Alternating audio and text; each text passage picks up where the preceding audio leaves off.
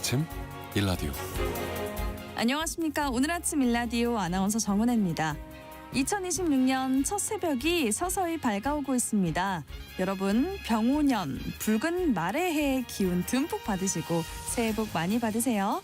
불의 기운을 품은 붉은 말의 해인 만큼 올해는 활력과 에너지 넘치는 한 해가 되지 않을까 기대해보게 되는데요. 그동안 정체되어 있던 일들이 있다면 이제는 그 흐름을 깨고 나아갈 수 있는 역동적인 한 해로 삼아보셔도 좋겠습니다. 이런 새해를 맞이하기 위해서 지금 이 시간 새해 첫 일출 보러 산과 바다로 향하고 계시죠? 한국천문연구원에 따르면요. 오늘 새해 첫 해는 우리 땅 독도에서 오전 7시 26분에 가장 먼저 떠오른다고 합니다.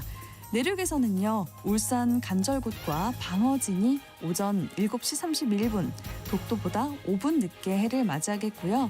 서울을 포함한 수도권의 일출 시각은 오전 7시 47분으로 예보가 됐습니다. 매일 뜨는 해지만 새해 첫 일출이 주는 감동은 특별하죠. 다시 시작할 수 있는 날들이 선물처럼 주어지는 순간인데요. 해돋이 보시고 따뜻한 떡국 한 그릇에 몸도 녹이시고요. 덕담 나누시면서 행복한 새해 시작하시길 바라겠습니다. 2026년 1월 1일 목요일 오늘 아침 일라디오 출발합니다.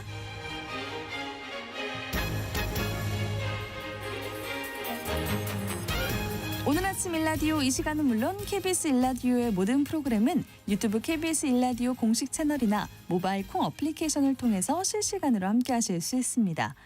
오늘 농수산 이슈 시간에는요. 올해부터 바뀌는 농업 분야의 제도들에 대해서 살펴보고요. K 콘텐츠를 소개합니다 시간에는 무엇이든 물어보세요라는 프로그램에서 다룬 손으로 쥐는 힘, 악력편을 소개해드릴게요. 또 알고 내는 세금 시간에서는요. 새해 알아둬야 할 세금 변화에 대해서 알아보도록 하겠습니다. 방송에 참여하실 분들은 단문 50원, 장문 100원이 되는 유료 문자 샵 9730, 샵 9730으로 보내주세요. 유익한 정보와 살아있는 이야기가 있습니다. KBS 오늘 아침 일라디오.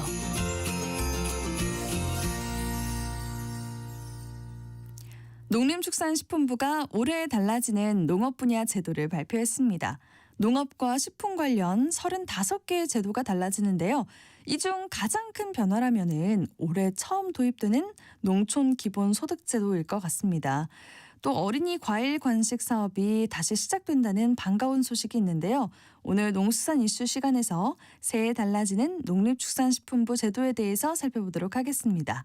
한국농정신문 원재정 기자 전화 연결되어 있습니다. 안녕하세요. 새해 복 많이 받으세요. 네, 안녕하세요. 한국농정신문 원재정입니다. 새해 복 많이 받으세요. 감사합니다. 네, 새해 농림축산식품부에서 달라지는 제도를 발표를 했다고요? 네, 그렇습니다. 농림축산식품부를 비롯해서 각 부처에서 관할하는 제도, 법규사항 중에 이 새해 달라지는 내용을 지난해 말 기획재정부, 그러니까 현 재정경제부가 발표했습니다. 37개 정부기관에서 280건의 법과 제도가 달라진다고 합니다. 이 내용을 모두 수록한 책자가 이 전국 지방자치단체, 공공도서관, 점자도서관, 교정기관 등에 배포됩니다. 그리고 온라인으로도 보실 수 있는데요. 2026년 이렇게 달라집니다. 전용 웹페이지에서도 이 내용을 확인할 수 있습니다. 저는 오늘 농림축산식품부의 내용만 추려서 설명드리겠습니다. 농식품부가 발표한 새해 달라지는 제도 35가지인데요. 앞서 짚어주셨듯 가장 눈길을 끄는 변화는 농촌 기본소득제도가 10개 군에 처음으로 시범사업으로 도입되는 것입니다. 네, 농촌에 사는 주민이라면은 기본소득을 받을 제도가 시작되는 건데 금액 그리고 방법 등에 대해서 설명해 주시죠. 예, 농촌의 인구가 감소하고 있다는 건 잘 알려져 있는데요. 그러다 보니까 교육, 의료, 교통 등 이런 여러 생활 기반 시설이 심각하게 줄어들고 있습니다. 지역 상권도 굉장한 어려움에 처해 있고요. 네. 정부가 이 문제를 해결하고자 올해 인구 감소 지역 10개 군에 거주하는 주민에게 1인당 월 15만 원을 지원합니다. 하지만 현금은 아니고요. 지역상 상품권을 지급합니다. 시범사업 지역인 10개 군은 지난해 공모를 통해서 선정했습니다. 구체적으로 경기도 연천군, 강원도 정선군, 충북 옥천군, 충남 청양군, 전북엔 2곳인데요. 순창군과 장수군, 전남 역시 2곳으로 신안군과 곡성군, 경북 영양군, 경남 남해군 주민들이 이 농촌 기본소득을 받게 됩니다. 10개 군에 주민등록을 두고 30일 이상 거주한 주민이면 누구나 신청이 가능합니다. 네, 농촌 기본소득 시범 사업이 언제 시작되나요? 예, 아직 언제 시작하는지 구체적인 사업 시기가 밝혀지진 않았습니다. 농림축산식품부는 2026년 초라고만 설명하고 있고요. 이 시범 사업은 2년간 진행합니다. 시범 사업이 된 군 지역엔 벌써 인구가 늘어나는 변화가 있다고 하는데요. 충남 청양군의 경우에는 지난해 이 시범 지역으로 선정된 9월 이후에 한 달 반 만에 인구가 400여 명이 증가했고요. 네. 강원도 정선군, 충북 옥천군 등의 지역 인구도 늘어나고 있습니다. 하지만 주소지만 옮겨두는 위장전이 우려도 있기 때문에 이 농촌 기본소득 사업지인 해당 군에서는 이 대응책도 고심 중이라고 합니다. 네, 위장 전입을 잘 걸러내는 게 중요한 과제가 되겠군요. 그런가 하면은 농촌 쓰레기 수거 지원 사업도 도움이 된다면서요? 네, 맞습니다. 제가 취재 중에 만난 전남 화순의 50대 후반 여성 농민은 이 결혼해서부터 지금까지 마을에서 여전히 새댁이라고 합니다. 그 정도로 농촌엔 젊은 사람들이 없는데요. 도시에선 매일매일 환경미화원이 거리를 말끔하게 정리해주지만 농촌에는 폐농자재, 빈농약병을 비롯해서 생활 쓰레기들을 매일매일 처리해주지 않습니다. 그러다 보니까 각종 쓰레기들이 방치된 농촌 마을이 많은데요. 올해는 상황이 조금 나아질 것 같습니다. 정부가 인구 감소 지역 84개 시군을 대상으로 지역 주민들이 참여하는 수거 지원단을 꾸립니다. 그 활동비를 국가가 지원하고요.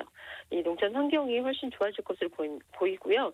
영농 폐기물이라든가 폐비닐, 폐농약병 같은 쓰레기 관리에 체계가 잡히면서 또한 일자리 효과도 기대할 수 있을 것 같습니다. 네, 그리고 농업 소득을 높이기 위한 제도 변화 있으면 소개해 주시죠.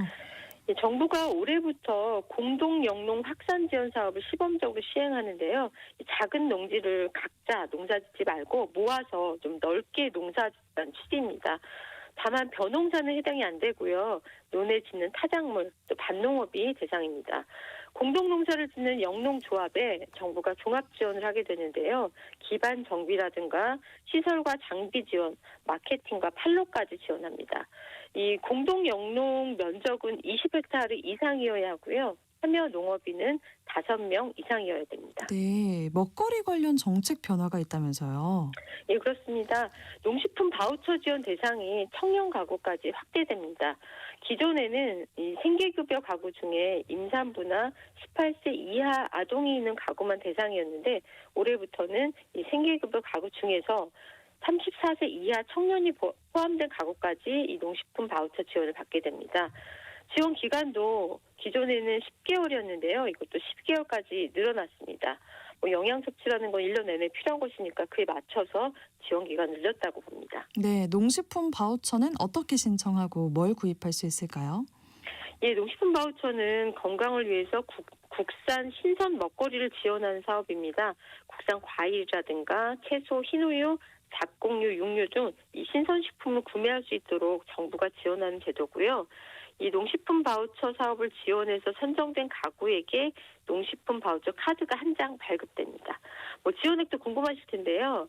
1인 가구라면 월 4만 원, 2인 가구는 월 6만 5천 원, 4인 가구는 월 10만 원 등으로 지원이 됩니다. 이번에 34세 청년들까지 지원 대상이 늘어난 건 청년들도 인스턴트보다는 국산 농산물을 섭취할 수 있는 기반을 조성하기 위한 사업이다. 이렇게 이해하시면 될 것 같습니다. 네, 어린이들에게 과일 간식도 제공된다면서요? 네, 맞습니다. 초등학교 1학년, 2학년 자녀를 둔 분들에겐 반가운 소식입니다. 전국의 초등 늘봄학교 1, 2학년 학생 약 60만 명에게 주 1회 국산 신선과일 간식이 제공됩니다. 사과, 배, 딸기 같은 신선한 과일을 통해서 아이들의 건강한 식습관 형성을 돕고 또 과일 소비도 함께 늘릴 수 있는 일석이조의 사업입니다. 아이들이 먹기 좋은 컵과일이나 파우치 등의 형태로 제공된다고 합니다. 그렇군요. 지난해 양곡관리법이 개정됐는데요. 끝으로 올해 달라지는 양곡 정책 있다면 알려주세요. 예, 농민들에게 가장 민감한 문제가 바로 쌀값입니다. 양곡관리법 개정으로 올해 쌀 수급 정책에 변화가 생기는데요. 앞으로는 쌀 수급 관리가 좀 더 앞서 시행될 것으로 보입니다. 지금까지는 이 쌀의 수확량이 확인된 뒤에 수급 대책이 나왔다면 정부가 사전에 재배 면적과 수급을 관리합니다.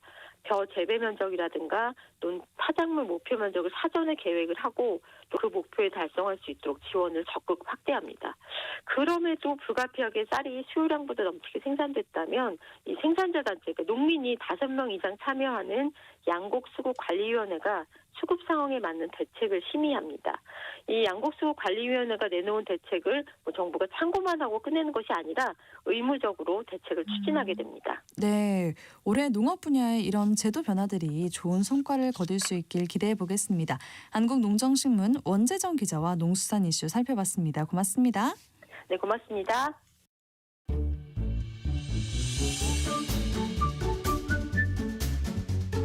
아침을 여는 기분 좋은 습관. KBS 오늘 아침 일라디오.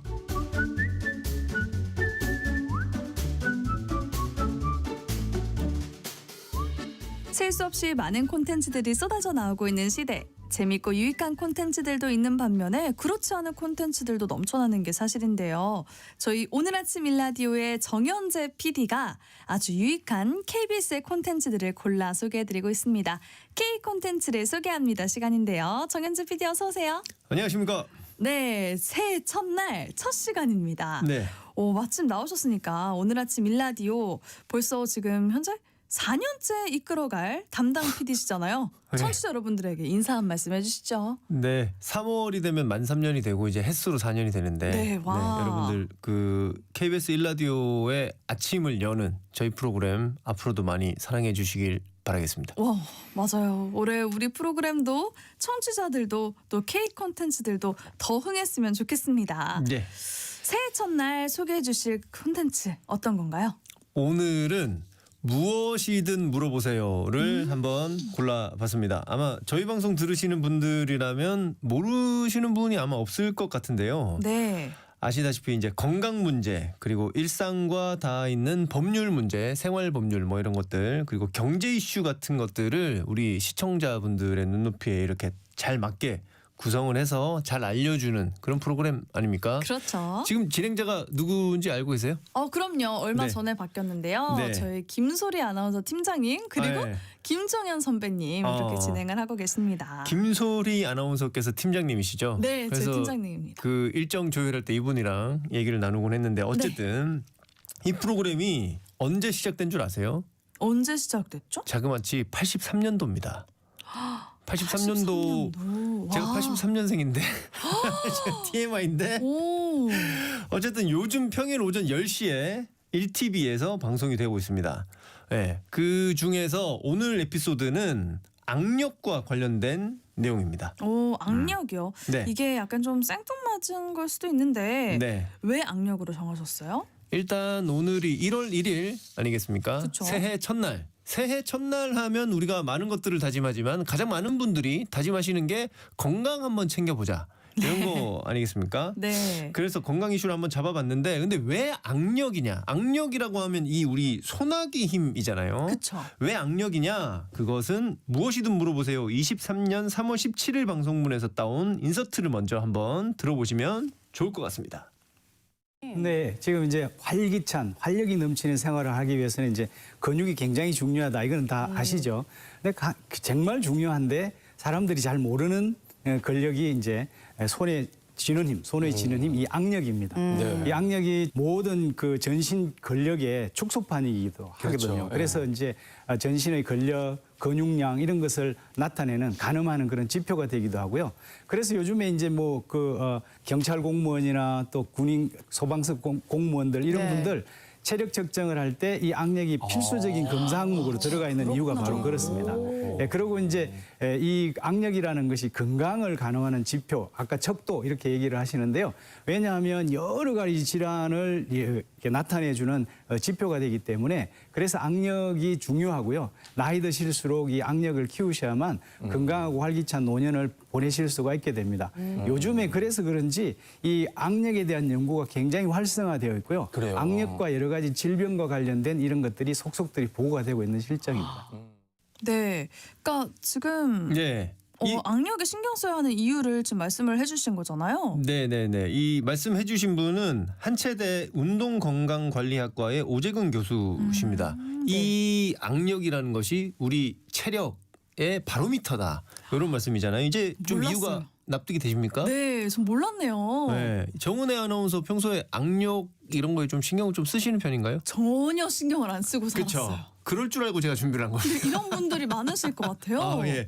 저도 사실 크게 관심이 없었어요. 그쵸. 예. 근데 이 악력의 중요성 저도 얼마 전에 알게 됐는데 네. 그래서 조금씩 신경 쓰고 운동을 하고 있는데요. 야구 하시잖아요. 야구 그렇죠. 하시니까 이거 좀 신경 쓰실 법도 한데. 그럼요. 이 투수들한테 굉장히 중요하고 타자들한테도 굉장히 중요한 겁니다. 그래요. 그래서 우선 이 악력과 우리 몸의 상관관계에 대해서 조금 더 들려드리려고 하는데요. 서울대 의대 가정의학과의 박민선 교수의 말씀 한번 들어보시죠. 2015년에 6기 국민건강영양조사를 가지고 연구를 했습니다. 악력을 4군으로 나누었어요. 그랬더니 악력이 가장 약한 군은 가장 높은 군에 비해서 여성은 85% 고혈압 위험이 증가했고 남성은 100% 2배 증가했죠. 이제 아무래도 남성이 근력으로 살기 때문에 좀 더 그런 영향이 있습니다. 그런데 이렇게 되면은 혈압이 더 올라가게 되는데 그렇게 되는 이유는 아무래도 그 악력이 크다는 건 그쪽 근육을 쓴다는 거죠. 그렇죠? 그렇게 되면 그쪽에 염증이 줄 텐데 악력이 약하면 염증도 많고 산화 스트레스도 많아지면서 혈관의 내피세포도 좀 망가지기 쉽고요. 그리고 혈관 저항이 커지면서 혈압이 높아지기 쉽겠습니다. 악력은 특히 뇌 건강과 굉장히 밀접한 관계가 있는데요. 실제로 영국이랑 호주에서 연구를 했더니 악력이 높은 사람들이 기억력뿐만 아니라 추론 능력이라든가 문제 해결 능력 이 모든 것이 좀 더 좋았다고 해요. 이 영국에서 20만 명을 대상으로 연구를 했습니다. 그랬더니 악력이 5kg 정도 줄어들었을 때 흔히 얘기하는 알츠하이머 치매는 1.1배 증가했고요. 또 혈관에 의한 혈관성 치매도 1.2배 증가하게 되었습니다. 이렇게 된 거는 이제 아무래도 악력이 크면 근육량이 조금 더 많기도 쉽지만 근육량은 그렇게 쉽게 늘지는 않습니다. 그런데 근력은 쓰기만 하면 늘어요. 그래서 언제든지 늦지 않다는 거고요. 그래서 이렇게 해서 근력이 좀 늘게 되는 사람은 아무래도 미토콘드리아 기능이 좀 좋기 때문에 뇌 각 곳을 연결하는 그런 섬유질 이런 것들의 위축도 적어서 상대적으로 악력이 높으면 이런 치매 위험도 적다고 하고요. 저희가 악력 검사를 통해서 치매 위험을 예측하기도 합니다. 네, 혈관, 뇌 건강이랑 밀접한 연관이 있는 것 같아요. 네. 치매랑도 연관성이 이렇게 높을 줄 몰랐어요. 네, 저도 처음 알았는데 네. 아무튼 단순히 이 손의 힘이 세다고 다 건강한 거는 아니겠죠. 그렇죠. 네. 근데 의사 선생님 말씀 들어보면은 우리 체력하고도 아주 밀접한 연관이 있다고 하거든요. 그러면 이 악력이 내가 충분한지 아닌지 어떻게 알 수 있을까요? 자, 일단 몸무게가 궁금하면 어떻게 하시죠? 체중계 올라가죠. 그렇죠. 체중계를 이용을 하십니다. 네. 악력이 궁금하다. 그러면 악력계라는 게 있어요. 그런 게 있어요? 네, 이렇게 꽉 쥐면 이제 수치로 나오는 네. 그런 게 이제 인터넷에 제가 어제 찾아보니까 한 10,000원대, 20,000원대 이렇게 구하실 수는 있는데 예. 이걸 위해서 하는 게 약간 네. 그러네요. 그 기본적으로 30대 기준으로 그걸 이용했을 때 남자는 44kg 정도, 네. 그리고 여성은 28에서 30kg 정도가 평균입니다. 근데 남자가 26kg 미만이다, 여자는 18kg 미만이다 하면은 근감소증을 의심해 보셔야 됩니다. 참고로 네네. 아까 뭐 야구 얘기 잠깐 했습니다만은 그렇죠. 오승환 선수가 네. 악력이 진짜 좋기로 유명하거든요. 얼마나 왔을까요? 87kg 나온 게 있습니다. 유튜브 영상에. 엄청난 겁니다. 보통 이제 유도나 레슬링 선수들 평균이 7, 80kg 정도. 어머. 진짜 힘으로 모든 걸 다 하는 선수들 아니겠습니까? 네네네. 레슬링 선수들이. 근데 오승환 선수가 87kg. 그러니까 엄청나네요. 엄청난 선수인데 우리 일반인들 같은 경우는 44kg 정도가 남자들 평균이다. 네. 선배님 얼마 나올지 궁금한데요. 근데 이게 집에 악력계 있는 사람 정말 흔치 않잖아요. 저 한 그렇죠. 명도 못 본 것 같아요. 네, 저는 본 적은 있는데 네. 저도 사실 집에 없거든요. 근데 이제 이게 확인해 볼 수 있는 방법을 요 회차에서 알려줍니다. 무엇이든 물어보세요 해서 어떤 거 있어요? 저희가 한번 해보면서 한번 좋아요. 말씀 나누면 좋을 텐데 네. 종이 한 장이 필요해요. 네. 저희가 서로 잡아야 되는 겁니다. 아, 서로요? 네. 검사를 재악력 검사를 해주시는 분이 지금 정은혜 아나운서인데 정은혜 아나운서가 그러면 손바닥을 하늘로 보고 이렇게 잡아주시고 네. 검사하는 사람은 손바닥을 아래로 해서 손가락을 잡는 거예요. 그래서 꼭 꽉 잡아주세요. 그래서 제가 이렇게 당기면 안 당겨오죠. 네. 그럼 저 정도면 약간 충분하다 이렇게 할 수 있고 반대로 한번 해보시죠. 네. 반대로 해서 제가 땡겨요. 네 제가 당기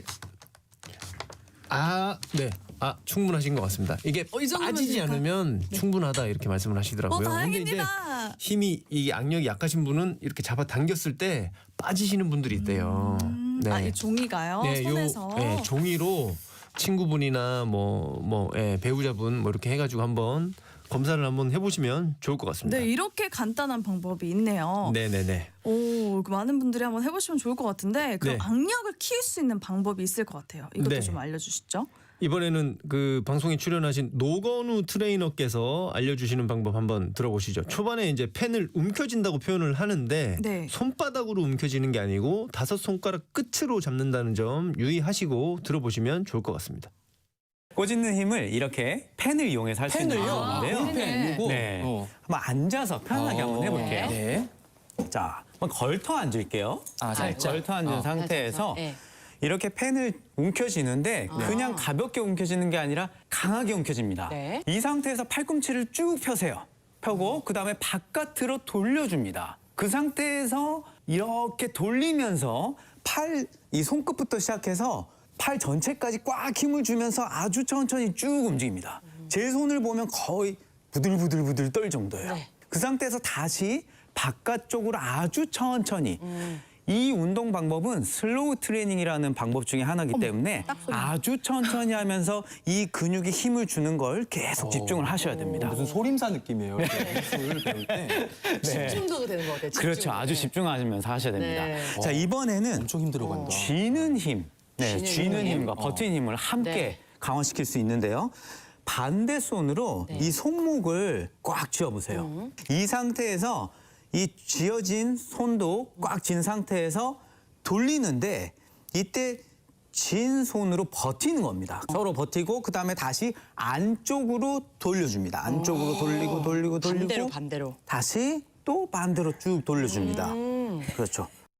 예, 이게 마치 빨래 짜는 느낌이랑 비슷한데 빨래 짜는 게 아니고 내 손목을 내 손으로 잡고 이렇게 짜준다 네. 약간 이런 느낌으로 생각하시면 좋을 것 같아요. 이게 네. 손에 힘이 좀 들어가네요. 그렇죠. 부들부들 들어갈 만큼 하셔야 됩니다. 오, 와, 좋은데요. 이거는 정말 간단하게 어디서든 할 수 있을 것 같아요. 그럼요. 자, 그럼 또 다른 운동법 하나 더 알려주시면요. 예, 마지막으로 운동법 하나 알려드리면 이것도 방송을 보고 배운 건데요. 네네. 그 테니스 공을 온 손가락 아니 손가락 전체로 이렇게 부들부들 떨릴 만큼 꽉 잡아주세요. 한 5초 동안. 지금 네. 부들부들 떨리는 거 보이시나요? 네, 보여요. 요거를 한 5초 동안 이렇게 하시고 조금 쉬었다가 또 부들부들 떨릴 만큼 꽉 잡아서 한 5초 이렇게 하셔가지고 한 20번 하루에 이렇게 해주시면 굉장히 좋다고 합니다. 이게 왼손이 좀 악력이 약한 편이잖아요. 네네, 양손 그렇죠. 번갈아 가면서 해보면 너무 좋을 것 같네요. 아주 좋으실 겁니다. 네, 좋습니다. 네. 저희가 새해에 악력에 좀 신경 쓰면서 제 몸 건강에 대해서 더 관심을 가져봐야 할 것 같다라는 생각이 드네요. 여러분들도 악력 키우면서 더 건강한 한 해 되시길 바랄게요. 정현재 PD 오늘도 K 콘텐츠에 대한 소개 정말 재밌었습니다. 잘 들었습니다. 네, 고맙습니다.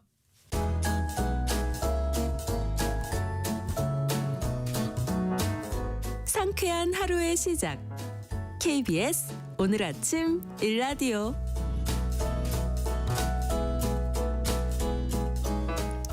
모르면 그냥 내고 알면 덜 낼 수 있는 게 바로 세금 변화인데요. 월급에서 빠져나가는 돈, 사업하시는 분들에겐 신고 기준과 혜택 잘 챙겨보셔야겠습니다. 오늘 알고 내는 세금 시간에는요. 새해 달라진 세금 이야기 한번 풀어볼게요. 우대영 세무사와 함께합니다. 안녕하세요. 네, 안녕하세요. 네, 세무사님 새해 복 많이 받으세요. 네, 아나운서님도 새해 복 많이 받으시죠. 감사합니다. 해마다 이 세금 변화들이 많이 생기는데요. 올해도 달라지는 게 많을까요? 세금 부담 많이 늘어나나요? 예, 올해도 이제 변경사항이 좀 많은데요. 세금 부담 같은 경우에 아무래도 이번 정부에서는 부자 감세를 좀 막고 서민한테 좀 혜택을 많이 주고자 하는 게 좀 보이는 것 같습니다. 네. 뭐가 있을지 궁금한데 먼저 근로소득자들에게 해당되는 세금 변화부터 살펴볼게요. 자, 출산과 육아 관련한 세제 지원이 더 늘어난다면서요? 네, 맞습니다. 육아휴직 수당에 대해서도 이제 비과세 적용이 가능해집니다. 네. 근로자 또는 이제 종교 관련 종사자 본인이나 그 배우자의 출산이나 이제 6세 이하의 자녀의 보육으로 받던 이제 비과세 한도도 월 20만 원에서 이제 해당 자녀 한 명당 월 20만 원으로 상향될 예정입니다. 그리고 당장 오늘 이후 지급받는 소득분부터 적용되기 때문에 2025년 연말정산에는 해당하지 않습니다. 해당 자녀는 이전과 동일하게 이제 2026년 1월 1일에 만 6세 이하인 자녀로 이제 적용받을 수 있는데요. 네. 또 비과세 소득이라서 앞으로 설명드릴 내용인 이제 총급여에게는 포함되지 않고요. 세금과 4대 보험료에도 해당 소득은 이제 해당하지 않습니다. 그렇군요. 소득이 있는 자녀의 교육비 세액 공제도 확대가 된다면서요?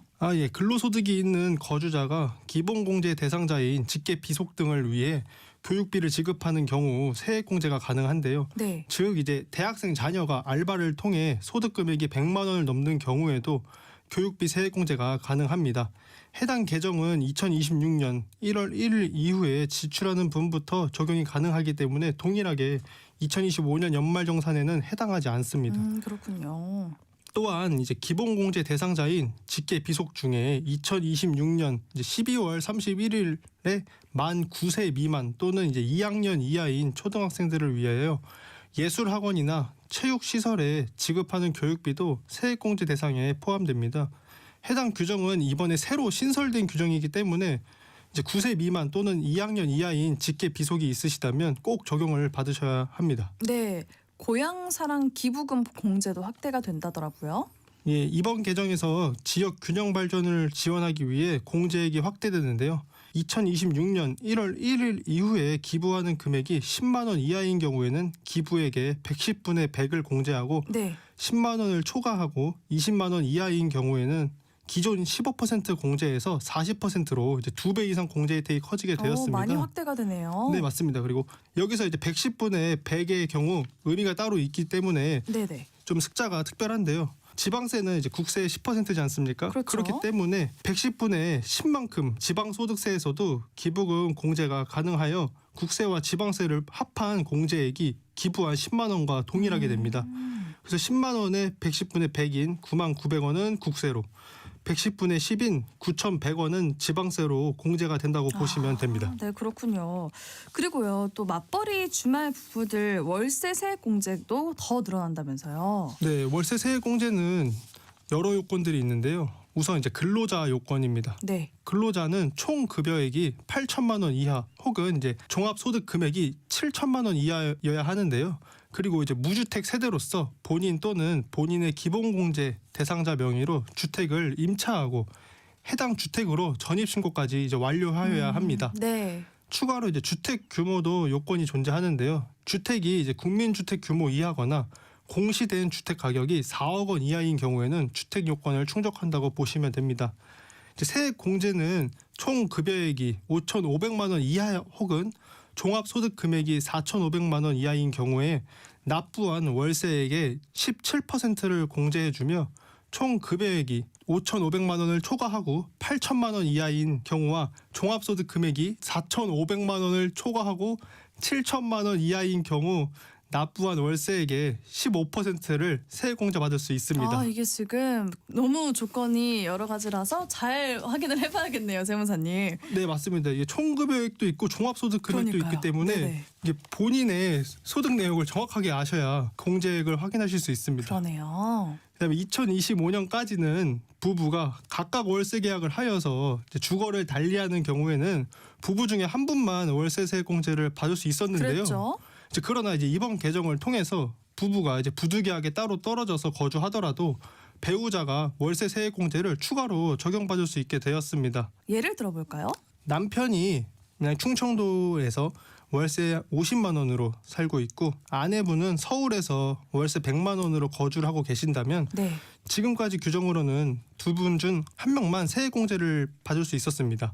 그러나 이번 개정으로 인하여 부부가 각각 월세 세액 공제가 가능하게 되었지 않습니까? 네네. 그렇기 때문에 이제 급여가 5,500만 원 이하로 가정한 경우 아내는 총 부담한 월세인 1,200만 원에서 17%인 204만 원을 남편분은 부담한 월세인 600만 원에서 17%인 102만 원의 세액공제가 가능하게 되고 와. 부부 합산한 306만 원이 한도액인 1천만 원에 미달하기 때문에 전액 세액공제가 가능할 수 있습니다. 오, 그렇군요. 이거 준비해야 할 서류도 있으니까 꼼꼼하게 따져서 준비 잘 해야겠네요. 아, 네, 맞습니다. 그럼 세무사님, 세액공제를 못 받는 경우도 있을까요? 네, 세액공제도 결국 납부할 세금을 한도로 공제가 가능한데요. 이제 보험료, 의료비, 교육비, 기부금 등의 소득세법상 세액공제를 적용받은 후에 납부할 세액이 0원인 경우에는 월세 세액공제를 적용받더라도 공제될 세액이 없기 때문에 월세 세액공제가 적용 불가합니다. 네네.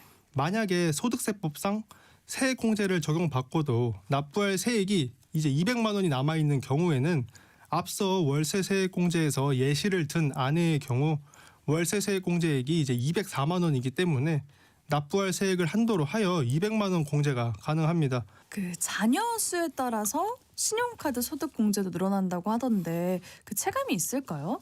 아, 네, 맞습니다. 자녀가 있는 경우에 체감이 이제 확실히 있을 것으로 보이는데요. 이번 개정으로 인하여 자녀 수에 따라 한 명당 25만 원 혹은 50만 원씩 최대 2명의 자녀로 해서 한도가 상향됩니다. 그래서 자녀가 2명인 총 급여액 7천만 원 이하로 이제 가정을 해봤을 땐 네네. 소득공제 한도가 약간 100만 원 정도 증가하게 되는데요. 이 100만 원을 이제 추가로 공제받는다면 종합소득세 세율 15% 가정 시에 이제 15만 원의 절세 효과가 발생하게 됩니다. 그러니까 100만 원에 15%, 15만 원 이렇게 절세 효과가 발생하네요. 네, 맞습니다. 네, 지금 말씀을 해주신 그 신용카드 소득 공제 이건 세액 공제랑은 또 다른 걸까요? 네, 앞에서 말씀드린 교육비, 기부금, 월세 세액공제는 지급액의 일정 퍼센트를 곱한 금액을 이제 세액공제액으로 정하여 네. 납부할 세액에서 직접 공제가 되는 세액공제고요. 네. 신용카드 소득 공제의 경우에는 세금을 계산하기 위해 이제 과세표준이라는 금액을 산정하는데 적용되는 소득 공제라고 합니다. 소득 공제는 사실 이제 세액 공제만큼 확 이제 와닿지 않는 공제라고 볼 수 있는데요. 네. 세액공제 100만 원은 이제 납부할 세액에서 100만 원이 공제가 바로 되지만 소득공제가 300만 원인 경우에는 적용받는 세율 구간에 따라 달라져서 약 15%로 가정 시 이제 45만 원의 세금이 줄어들게 됩니다. 오, 그렇군요. 자, 그러면 사업소득자들과 관련한 세금 변화도 한번 살펴볼게요. 기업의 법인세 세율이 인상이 된다고 하더라고요. 그 법인세 인상은 늘 논쟁이 많던데 이번에 인상하는 배경은 어떤 거 있을까요? 네, 이번 정부에서는 이제 응능 부담 원칙에 따른 이제 조세 부담 정상화와 안정적인 조세 확보를 위하여 법인세율을 2022년 이전 수준으로 환원하게 되었는데요. 네. 이제 1% 포인트씩 이제 상승하게 되었습니다. 하이닉스의 예상 영업이익이 약 이제 105조 정도 됩니다. 네. 이제 105조 정도 되는 경우 2025년 대비 2026년 법인세에서는 이제 1% 포인트가 상승하였기 때문에 약 1조 500억 원의 법인세를 더 납부한다고 볼 수 있는데요. 네. 물론 이제 하이닉스 회사에서도 세액공제나 감면 등을 적용하여 실제 납부할 세액은 이제 이보다 낮겠지만 그럼에도 불구하고 전년 대비 상당히 많은 세금을 그러네요. 납부한다고 볼 수 있습니다. 네. 일반 소상공인이나 자영업자에게 해당되는 부분으로는 가공세금 계산서 발급 그리고 수취에 대한 가산세가 올라간다고 하더라고요. 일단 가공세금 계산서라는 게 뭔지 궁금해요. 네, 이제 가공세금 계산서는 뭐냐면 이제 실제 공급이 없었지만 이제 발급된 세금 계산서를 말합니다. 이제 주로 이제 부가세 줄이기 위해서 이제 일정 수수료를 주고 거래를 하는 경우가 많아요. 네. 자료상이라는 업자를 통해서 이제 가공세금 계산서를 거래를 하면은 이게 바로 이제 부가세를 탈루하게 되는 겁니다. 이러한 거래는 우선 절대 하시면 안 되는데요. 이제 과세관청에서도 이를 막기 위해 가산세라는 규정을 두고 있습니다. 이제 금액이 엄청 큰 경우에는 형사처벌도 받을 수 있을 만큼 절대로 하시면 안 되는 거래라고 보셔야 되는데요.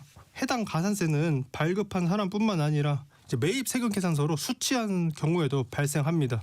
이번 개정을 통해서 2026년 1월 1일 이후부터 가공세금 계산서를 발급하거나 수취하는 경우에는 네. 가산세가 기존 3%에서 4%로 이제 1% 포인트 상승이 되며 가산세액은 이제 부가가치세액의 4%가 아니라 공급가액의 4%의 가산세가 발생하게 되는데요. 네네. 이제 가공세금 계산서로 부가세 이제 약 1천만 원을 줄이는 경우에는 공급가액은 1억 원이 됩니다. 그렇기 때문에 이제 이 경우 가산세 4%를 적용하면 400만 원의 가산세가 발생하게 되고요. 그렇기 때문에 다시 한번 말씀드리지만 자료상을 통해서 가공세금계산서를 구하시거나 가공세금계산서를 누군가의 부탁으로도 발급하는 행위를 하시면 절대 안 됩니다. 이 점 유의하셔야겠습니다. 현금 영수증 의무 발행 업종도 확대가 된다고 하던데 이건 어떤 업종이 추가가 되는 거예요? 네, 이제 정부에서 이제 매년 현금 영수증 의무 발행 업종을 확대하고 있는데요. 네. 이제 올해부터는 기념품, 그다음에 관광 민예품 및 장식용품, 사진 처리업, 낚시장 운영업, 기타 수상 오락 서비스업이 추가되는데요. 그 전에는 현금 영수증 의무 발행이 아니었던 거죠? 그렇죠. 이 업종들은 이제 올해부터 현금 영수증 의무 발행 업종에 해당하게 되었습니다. 네. 현금 영수증 의무 발행 업종의 경우 현금 영수증을 꼭 발행하셔야 하는데요. 이제 부가가치세 포함한 건당 거래 금액이 10만 원 이상인 경우에는 이제 소비자가 현금 영수증을 발급을 요청하지 않더라도 현금 영수증을 꼭 자진 발급하셔야 합니다. 네. 이 경우에는 현금을 받은 날부터 5일 이내에 국세청이 이제 지정한 010-000-1234로 발급을 해주셔야 하는데요. 만약에 소비자가 요청을 하였는데도 발급을 하지 않았거나 자진 발급 대상임에도 발급하지 않은 경우 가산세가 발생하게 됩니다. 이 가산세는 미발급 금액의 20%가 되기 때문에 미발급 금액이 1천만 원인 경우에는 20%인 200만 원의 가산세가 생기므로 꼭 발행을 해주셔야 합니다. 네, 꼭 발행해야겠네요. 그리고 또 소규모 기업 기준이 서로 달라서 그래서 생겼던 혼란들이 있는데 이걸 하나로 통일을 하기로 했다고요?